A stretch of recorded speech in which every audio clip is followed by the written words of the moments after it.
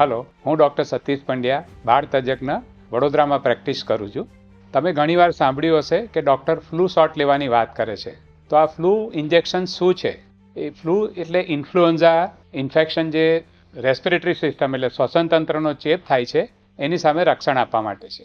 Influenza એ ઘણો સામાન્ય infection છે, પરંતુ એના કોમ્પ્લિકેશન્સ ઘણા થતા હોય છે.